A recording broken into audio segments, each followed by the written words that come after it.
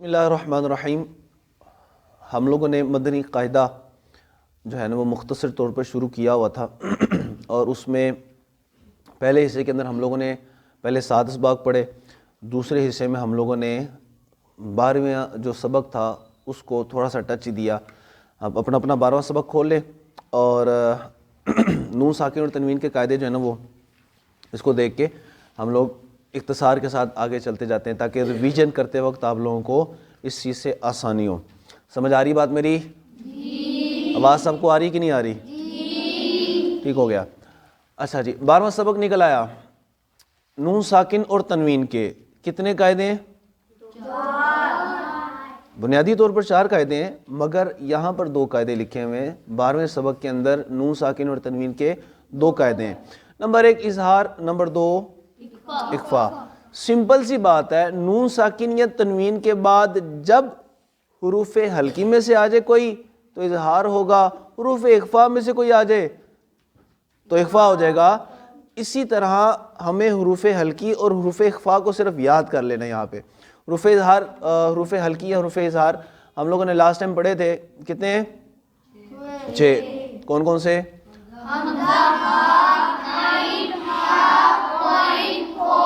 ٹھیک ہے، اور حروف اخفا کتنے؟ 15۔ کون کون سے؟ اونچی آواز سے۔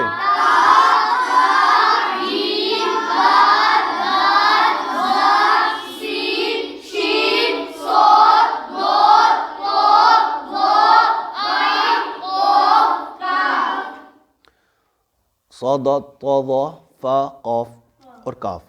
اچھا ایک بات یہ ذہن میں رہے کہ ہم لوگوں نے جب اس کو امپلیمنٹ کرنا ہے، اجرا کرنا ہے، تو ہم لوگوں نے فوراً دیکھنا ہے کہ نون ساکن آ گیا نا، جب بھی نون ساکن آ گیا تو فوراً دیکھنا ہے نون ساکن کے فوراً بعد والا حرف کون سا ہے۔ پھر اس حساب سے ابھی چونکہ 12واں سبق پڑھیں، اگر تو حروف ہلکی میں سے ہے تو فوراً وہاں پہ اظہار کا قاعدہ لگ جائے حروف ہلکی کی وجہ سے، اور اگر حروف اخفا آ گیا تو فوراً وہاں پہ اخفا کر دینا ہے۔ جیسے اس سبق کا پہلا لفظ من اجالن، من۔ اب دیکھیں نون ساکن کے بعد کیا آ رہا؟ حمزہ۔ نون ساکن کے بعد حمزہ، یہاں پہ کون سا قاعدہ لگے گا؟ اظہار کا۔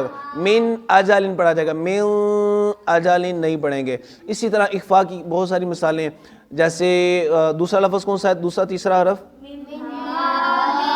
من ہادن پہ کیا ہوتا ہے؟ اظہار ہوتا ہے۔ اور اس کے علاوہ اخفا کی کوئی مثال؟ فمن تابعہ۔ اب فمن تابعہ نون ساکن کے بعد کون سا حرف آ رہا ہے؟ حروف اخفا ہے، تا۔ تو اسی طرح یہ سارا جو ہم لوگوں نے ساتھ ساتھ دیکھتے جانا ہے، نون ساکن کے بعد حروف ہلکی ہے یا حروف اخفا، تو یہ ہجے چونکہ پہلے کر لیے ہوئے تو یہ ساتھ ساتھ اس طرح چلتا جائے گا۔ 12واں سبق اس طرح مکمل ہو گیا۔ 13واں سبق نکال لیں۔ 13واں سبق ہے کون سا والا؟ تشدید کا۔ تو تشدید کسے کہتے ہیں؟ پہلے ہم لوگوں نے پڑھا تھا جزم کے بارے میں۔ جزم ہوتا ہے جس حرف پر جزم ہوتا ہے نا، اس سے پچھلے والے حرف کو اس کے ساتھ ملا کر پڑھتے تھے۔ تشدید کا یہ سین ہے کہ جس حرف پر تشدید ہونا اس کو پچھلے والے کے ساتھ بھی ملا کر پڑھتے ہیں، اس کو اکیلا بھی پڑھ لیتے ہیں، یعنی وہ 2 دفعہ پڑھا جاتا ہے۔ جیسے حمزہ تا زبر ات، تا زبر 2 دفعہ پڑھا گیا، ات تا۔ اب اس طرح حمزہ تا زیر ات، تا زبر تا، ات تا، حمزہ تا پیش ات، تا زبر تا۔ پھر ان تینوں کو اکٹھا پڑھ لیا، اتا، اتا، اور اس کے بعد پھر طا کو پڑھ لیا، حمزہ طا زبر ات، طا زبر طا، حمزہ طا زیر ات، طا زبر طا، حمزہ طا پیش ات، پھر اس کو اکٹھا پڑھ لیا، اطا، اطا، اطا۔ اب ان دونوں کو جب علیحدہ علیحدہ جوڑ کر لیا، رواں سے بھی پڑھ لیا، تو پھر کیا پڑھیں گے؟ ملا کر پڑھیں گے، جیسے قریب الصوت کو پڑھا کرتے ہیں، اتا، اطا، اتا، سمپل۔ باقی سارے حروف اسی طرح جیسے چوتھی تختی میں پڑھے، جیسے ہم لوگوں نے 8ویں سبق میں پڑھے، اسی طرح یہاں پہ بھی پڑھ لیے جائیں گے۔ اچھا ایک بات ہمیشہ ذہن میں رہے کہ نون مشدد اور میم مشدد، جس حرف پر شد ہوتی ہے اسے کیا کہتے ہیں؟ مشدد کہتے ہیں۔ اور جب نون پر شد آ جائے یا میم پر شد آ جائے تو اس پر ہمیشہ کیا ہوتا ہے؟ غنہ کیا جاتا ہے۔ تو ہمیشہ اس پر غنہ کریں گے، نون مشدد اور میم مشدد پر۔ انا، انا، ان، اما، یہ جو مشق سے پہلے تک سارا اسی طرح ہجے کر لیں گے اس کے، اور اس کے بعد پھر ربی، ربی ہی، ربی، را باز رب، با زیر بی، را با زبر رب، با یا زیر بی ربی. اس طرح اس کے سارے ہجے ہم لوگ ساتھ ساتھ کر لیں گے. 13واں سبق بھی ہو گیا. 14واں سبق. 14واں سبق کون سا ہے؟ یہ بھی نون ساکن اور تنوین کا قاعدہ ہے.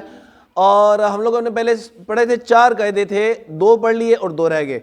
اب پہلے ہم نے پڑھا تھا نون ساکن اور تنوین کے بعد حروف ہلکی آئے تو اظہار، حروف اخفا آئے تو اخفا.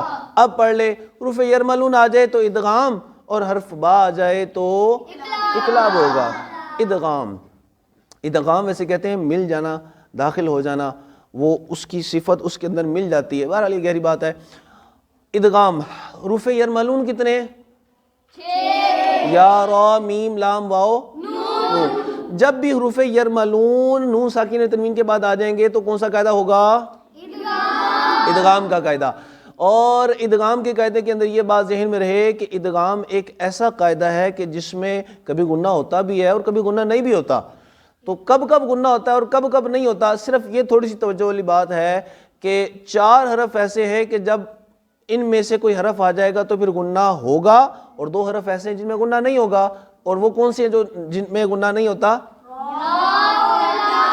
لام اور را. یہ جب حروف نون ساکن اور تنوین کے بعد جب یہ حرف آ جائیں تو پھر غنہ نہیں کریں گے، بغیر غنے کے ادغام کر لیں گے. اور جب وہ ہوگا تو پھر غنے کے ساتھ ادغام کر لیا جائے گا.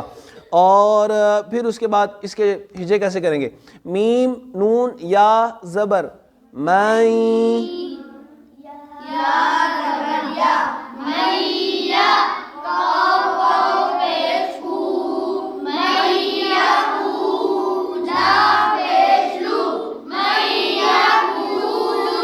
ٹھیک ہو گیا.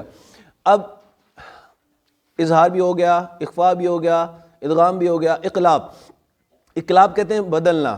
ٹھیک ہے، یہاں پہ نون ساکن اور تنوین کے بعد میم کے ساتھ بدل جائے گی. پہلے با تھا، آگے حروف با آ جائے گا. اقلاب میں نون ساکن اور تنوین کے بعد با آ جائے تو اقلاب کا قاعدہ بنتا ہے. اچھا، اقلاب اس میں نون ساکن کی آواز میم سے بدل جاتی ہے. جیسے من بعدی، من بعدی اصل میں تھا من بعدی. تو جب اس میں نون ساکن کا قاعدہ لگایا اقلاب والا تو نون ساکن کے بعد میم سے بدل گئی، من بعدی ہو گیا. تو نون ساکن کے بعد جب حرف با آ جائے تو کون سا قاعدہ لگے گا؟ 4 قاعدے ہو گئے. حروف ہلکی آ جائے تو اظہار، حروف اخفا آ جائے تو اخفا، حروف یرملون آ جائے تو ادغام، اور حروف با آ جائے تو اقلاب. اس کے جوڑ کیسے کریں گے؟ من بعدی، میم نون زیر من، با عین زبر با، من با دال زیر دی، من بعد. اچھا، یہ بھی ہو گیا. اور اسی طرح جو 14واں سبق ہے اس کے سارے ہم لوگ ہجے کر لیں گے. اب آ جائیں 15ویں سبق پر. 15واں سبق کون سا ہے؟ یہ میم ساکن کے قاعدے ہیں. اچھا، میم ساکن بڑی سمپل چیز ہے. پہلے جب بھی نون ساکن آئے گا تو ہم نے فوراً دیکھ لینا کہ نون ساکن اور تنوین کے کون سے قاعدہ لگتا ہے اس میں. اب ہم نے جب بھی میم ساکن آ جائے گا تو میم ساکن کے بھی قاعدے ساتھ دیکھ لینے کہ میم ساکن کے کون سے قاعدے لگتے ہیں. اور میم ساکن کے قاعدے بڑے ہی آسان ہیں. کیسے؟ میم ساکن کے بعد میم آ جائے گا تو ایک قاعدہ، میم ساکن کے بعد با آ جائے گا تو دوسرا قاعدہ، باقی جو سا مرضی لفظ آ جائے تیسرا قاعدہ لگ جاتا ہے. سمپل. جیسے میم ساکن کے بعد میم آ جائے تو ادغام شفوی. اچھا، شفوی ہونٹوں کی وجہ سے اس کو کیا دیا جاتا ہے کیونکہ یہ میم ساکن کا، اور میم آپ کو پتہ ہے حروف شفویہ میں سے ہے، تو اس لیے اس کو ادغام شفوی کہیں گے. کیا کہیں گے؟ ادغام شفوی کہیں گے. تو میم ساکن کے بعد میم آ گیا تو ادغام شفوی، میم ساکن کے بعد با آ جائے تو اخفاء شفوی، اور میم ساکن کے بعد باقی جو سا مرضی لفظ آ جائے اظہار شفوی. تو اب اس کے ہجے بھی ہے وہ عام سے ہیں، جس طرح عام کیا کرتے ہیں انتم مظلمون، اور باقی اخفاء کی جو مثالیں اور پھر اظہار کی جو مثالیں، یہ سمپل اس کے ہجے پہلے جیسے ہم لوگوں نے کیے ہوئے. بس سمپل سی یہ بات ذہن میں رکھنی کہ میم ساکن جب آ جائے تو پھر میم با کو دیکھ لینا ہے گناہ کرنے کے لیے، اور نون ساکن جب آ جائے تو پھر جو ہم لوگوں نے پہلے سارا سن لیا ہے. یہ ہو گیا 15واں سبق. یہ ہو گیا 16 سبق پہ آ جائیں. 16واں سبق کیا ہے؟ تفخیم اور ترقیق. تفخیم کہتے ہیں پر پڑھنا، موٹا پڑھنا. ترقیق کہتے ہیں باریک پڑھنا. سمپل سی بات ہے، آرام سے اور تسلی کے ساتھ سمجھنے والی بات ہے. حروف مستعلیہ کتنے ہیں؟ 7. کون کون سے؟ ہاں خا صاد غین قاف. اچھا یہ چھ حروف مستعلیہ. اب 3 ایسے حرف ہیں جو کبھی پر ہوتے ہیں اور کبھی باریک ہو جاتے ہیں. اب صرف ان کو سمجھنا ہے کہ یہ کب پر ہوتے ہیں اور کب باریک ہوتے ہیں. 3 حرف ہیں الف لام جو کبھی پر ہوتے ہیں اور کبھی باریک ہوتے ہیں. الف کے لیے تو سمپل سا ایک قانون ہے, سادہ سا, کہ الف سے پہلے پر حرف ہے تو الف بھی پر ہے, الف سے پہلے باریک حرف ہے تو الف بھی باریک ہے. قال حروف مستعلیہ تو الف بھی موٹا, ٹھیک ہے. مالا میم باریک تو الف بھی باریک, سمپل ایک حرف. دوسرا حرف ہے لام.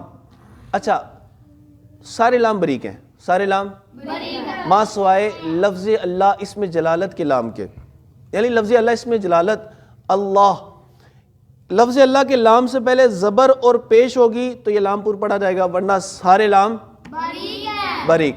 لفظ اللہ کے لام سے پہلے زبر ہے یا پیش ہے تو پھر یہ لام پر ہوگا, ورنہ اس کے سے پہلے زیر آ جائے تو یہ بھی باریک ہے, اور باقی جتنے بھی لام ہیں جیسے الحمد لام باریک, للہ لام لفظ اللہ سے پہلے لام نیچے زیر ہے نا تو للہ یہ باریک, بسم اللہ یہ بھی باریک. اور اگر اس کی موٹے کی مثال دیکھی جائے تو اللہ اکبر لفظ اللہ سے پہلے زبر آ رہی, تو اس طرح یہ لام بھی پر ہوگا لفظ اللہ کا, باقی سارے لام باریک. اب آخر میں آ جائیں را کب پر ہوتا ہے اور کب باریک پڑھا جاتا ہے. اس کی سمپل سی صورتیں ہیں, ویسے اتنا مشکل نہیں جتنا آپ لوگ سمجھ لیتے ہیں عمومی طور پر, بس سمجھنے کی بات ہے. را کے اوپر کوئی حرکت ہے نا, اوپر والی کوئی حرکت ہے تو را پر پڑھا جائے گا. جیسے را کے اوپر زبر ہے, پیش ہے, 2 زبر ہے, 2 پیش ہے, کھڑا زبر ہے, الٹا پیش ویسے نہیں ہوتا مگر پھر بھی الٹا پیش ہے تو یہ را پر پڑھا جائے گا. را کے اوپر کوئی بھی حرکت ہے نا تو پھر را پر ہے, ایک بات. مگر را پر جزم آ گئی تو پھر کیا کریں گے, پھر کوئی مسئلہ نہیں, پھر ہم پیچھے والے کو دیکھ لیں گے کہ را ساکن ہے تو اس سے پیچھے کیا ہے, اوپر زبر ہے, اوپر پیش ہے, تب بھی پر پڑھا جائے گا, ٹھیک ہے. اور ہم نے دیکھا پیچھے زیر تو ہے مگر زیر دوسرے کلمے میں ہے, زیر تو پھر بھی را کو پر پڑھ دینا ہے. اور ہم نے دیکھا کہ اس کے پیچھے زیر تو ہے مگر وہ عارضی زیر ہے, پکی زیر نہیں ہے, عارضی زیر ہے, پھر بھی را کو پر پڑھ دینا ہے. اور آخری صورت کے را ساکن کے بعد حروف مستعلیہ اسی کلمے میں ہے تو پھر یہ را بھی پر پڑھا جائے گا, یہ را بھی. اور را باریک کرنے کی صورتیں کون سی ہیں, را کے نیچے زیر ہے, 2 زیر ہے, کھڑی زیر ہے, اور یا را ساکن سے پہلے زیر اسی کلمے میں ہے, یا را ساکن کے بعد حرف نا یا ساکنہ ہے, یا ساکنہ ہے تو پھر را باریک پڑھی جائے گی. بہرحال یہ ایک خلاصہ تھا, اس کے لیے مثالیں وغیرہ سارا کچھ جو ہے وہ انشاءاللہ اگلی دفعہ اس کو ہلکا سا ٹچ دے کے آگے چلے جائیں گے. اللہ تعالی ہمیں اسے یاد رکھنے کی توفیق عطا فرمائے, آمین. بجاہ نبی الامین صلی اللہ علیہ وسلم.